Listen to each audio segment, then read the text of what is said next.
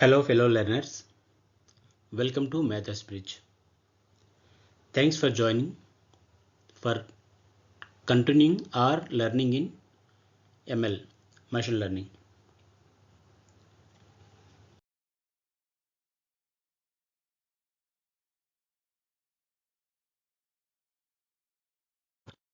Today we are going to take a look at landscape of machine learning. Basically, this gives like a kind of a snapshot in your mind mapping to look at like a various jargons that we use versus like how you're gonna correlate them. I'm sure I think this is going to create like some sort of helpful tool for us to avoid the confusion.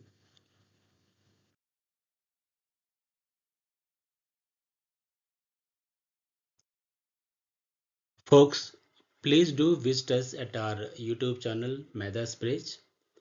I'm sure I think you are already subscribed to the channel. If you have not, please do subscribe the channel and then support us. Thank you and then happy learning. Let's have a quick review of types of machine learning. We have seen that like in supervised learning, unsupervised learning, semi-supervised learning and the reinforcement learning. If you could recall like what we discussed in supervised learning, this model is actually trained on labeled dataset, which means that like in each training example is paired with output label. So the goal is to actually learn the mapping from input to output called as like a training data including a desired output, so that next time when you see that new data set, this model is able to actually predict what that the output would be, things like that. So if you look at like an unsupervised learning, we don't have like the output value here except the data set. So this model is given data without explicit instructions on what to do with it. So try to find out the hidden patterns or intrinsic structures in the input data. Like a training data does not include desired output as we discussed. So we have like a different mechanism to figure that out, like the similarities versus like dissimilarities. So based out of that, it is actually segregate the data and then finding patterns within which to understand the insight of the data versus like outcome of what you're going to do, right? That is how I think this is going to help you. Whereas a semi-supervised learning, this is kind of like in a middle ground between the supervised and unsupervised learning, having the properties of supervised and unsupervised in this case. So the model has a trained on a data set that contains both labeled as well as unlabeled data. So a combination of algorithms, models, can be leveraged for addressing the semi-supervised learning problems. Whereas in reinforcement learning, this model is basically similar to the supervised learning, but the algorithm has not trained using like a sample data, isn't it? So this model learns as it goes by using a trial and error method. So the sequence of successful outcomes will be reinforced to develop the best recommendation or policy for a given problem. So that, see, if you look at the kind of a problem statement and then see like which category of the problem that you are trying to address, accordingly you have to choose the different statistical models versus like a building set of ML models to address the problem.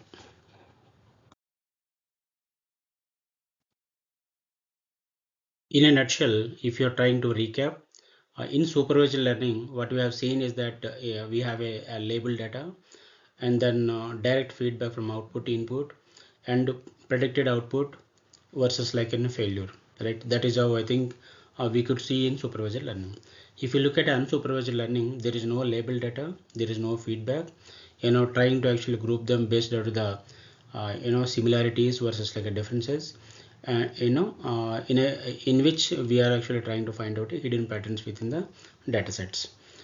In supervised and unsupervised, now we are going to look at a semi-supervised learning. Semi-supervised learning, in which the model is trained on a data set that contains both labeled and unlabeled data. Basically, which is like derived from both supervised versus unsupervised. Now look at a reinforcement learning. This is called as like a train and error approach. Basically, in a reward and punishment kind of a system, learns from the feedback and then self-discovery are the key takeaways from this. I hope this helps.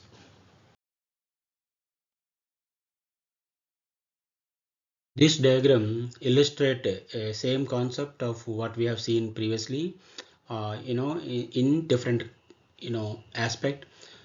Looking at it like in a broader view, outer layer basically tells you like an artificial intelligence within which we are going to study the machine learning. And the machine learning in which we have seen that supervised learning, unsupervised learning, and then a combination of both is called a semi-supervised learning, and also we could see the reinforcement learning. We could also touch upon like a deep learning, which is a part of supervised learning.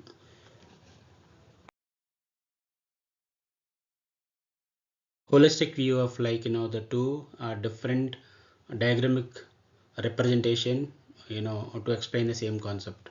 Anyway,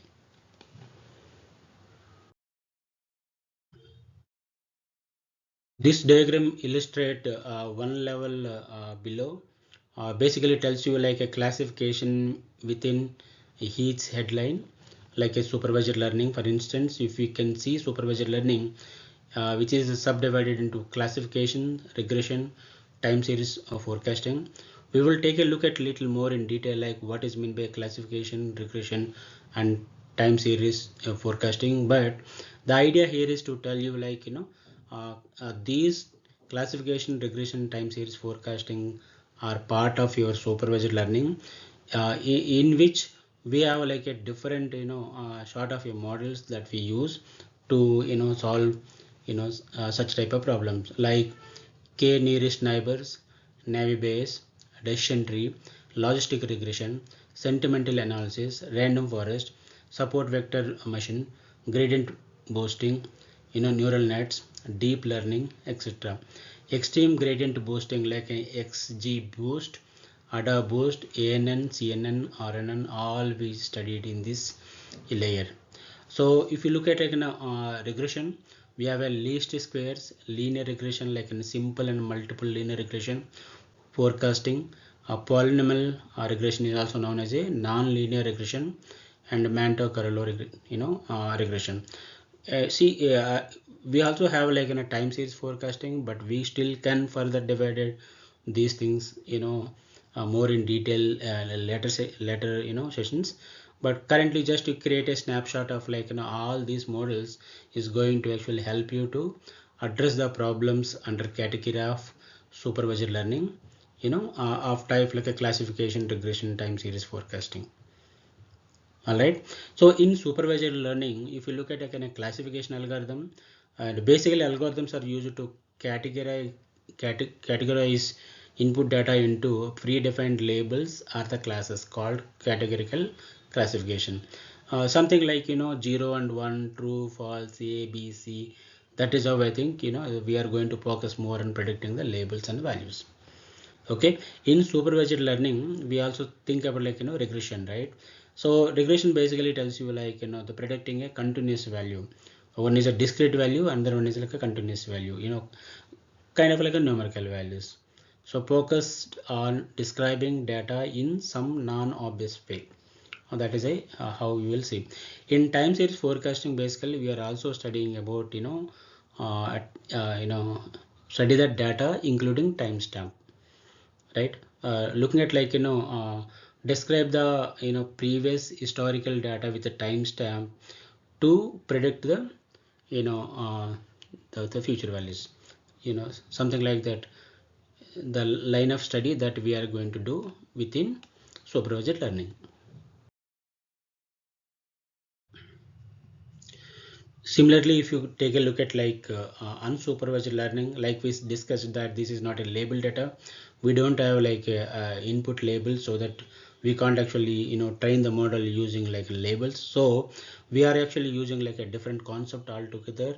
If you can look at a subdivision of unsupervised learning, we have a clustering slash a segment. We have association mining or basket analysis, outlier or quartile detection or dimensionality reduction. So each subset actually have its own models, like a k-mean clustering, hierarchical clustering, or Markov chain, or a priori, or time series outlier detection, or cross-sectional outlier detection. In dimensionality reduction, what we have seen is that PCA, principal component analysis, or LDA, linear discriminant analysis. See, basically, if you look at a clustering, the segmentation. So, meaning we are using this technique to group the similar data points in the clustering in a mechanism. So, the goal is to ensure that the data points within a cluster are more similar to each other than other clusters. So clustering algorithms can be chosen based on a specific requirement of a dataset, such as like shapes, size, density of the cluster, as well as a computational efficiency needed for that application.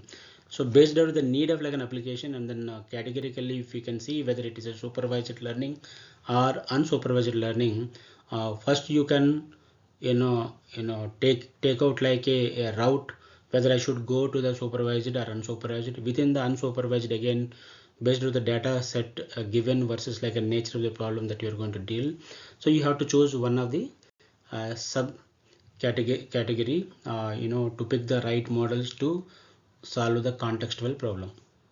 All right.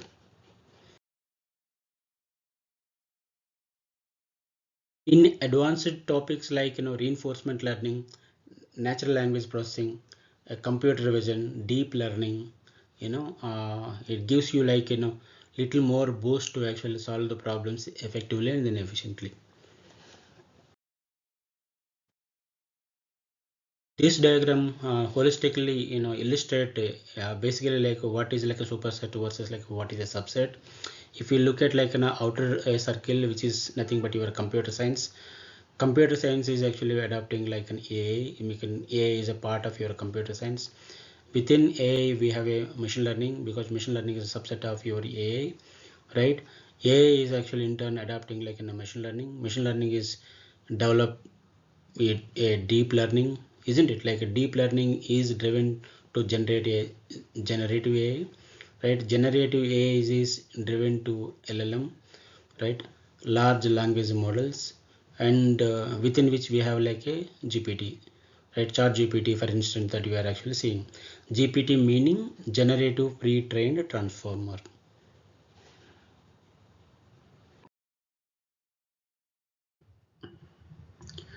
If you look at this diagram, which illustrate the what exactly the data science versus like how we are going to actually touch base in the areas that we would like to work on. For instance, a data science is actually cut short the AI diagram. As we know that ML, machine learning, is like in a subset of your AI, and then within which we have like a deep learning, isn't it, right? Precisely, we can talk about this is like under supervised learning. And so the data science folks is going to have a bit of knowledge of like an AI, machine learning, and deep learning. How sweet it is, right? On the other hand, if you look at data science guy will have a kind of like competency in his profile, stating that you are a math guy or a statistics guy. And then again, I know there is a various fields in which the data science can be applicable. So domain knowledge is like in one area that you would be interested. You are in a health, life science and healthcare domain, or industrial automation, based out of the domain, you still can play a data science role, in in which you are trying to solve the problems. One thing is like we are a part of like a computer science engineering field, so programming programming skill set is like an essential, and that is a one good asset for us to leverage the knowing the programming skills like in Python, Java, things like that can be used for actually building our models in data science. So data science folks have a opportunity to get hold of like maths, statistics, domain knowledge, programming skills, plus AI, ML, deep learning. In a way, if you can define, data science is a interdisciplinary field that uses scientific methods, processes, algorithms, and systems to extract knowledge and insight from the structured or unstructured data. It is a combination of various tools, algorithms, and machine learning principles with the goal of discovering hidden patterns from raw data. Typically, if you look at a kind of a career path in the data science, we have a data scientist, data analyst, and now machine learning engineer, data engineer, and a statistician, business intelligence analyst. How sweet, right? A generic approach to build AI for a given domain where you are trying to solve the problem. You first define the problem. Understanding a problem statement clearly and thoroughly. Once you have the problem in handy, the next step would be trying to collect as much of data as possible. In today's world, the internet world getting growing, isn't it? Right? You have a smart devices, all are network enabled devices. We have hardware accelerators with high speed, and all hardware software keep get growing on its own. So collecting enough data from the given problem domain is very possible for you. So collect the data from all possible sources as needed. Now you have to prepare the data, meaning you have to clean up the data, make sure you have a right data so that you can start building your solution. Once you have the data ready, what you would be doing, you will split the data into two sets, a test data set and a training data set. Once the data is ready, what you would be doing, choose a machine learning approach. What you would be using, what you think that is a right fit for your problem statement. Then you started building AI model. Once AI model is ready, then you started evaluating model. Then you started doing a testing with your data, isn't it? Once you get a desired output, what you would be doing, you would deploy AI model in the real time scenario where you can test your problem, isn't it? Right? You continuously monitor and maintain your model so that you will always get an optimal required results with which you can attempt to solve your real-time problems. This is how we do follow to build AI models.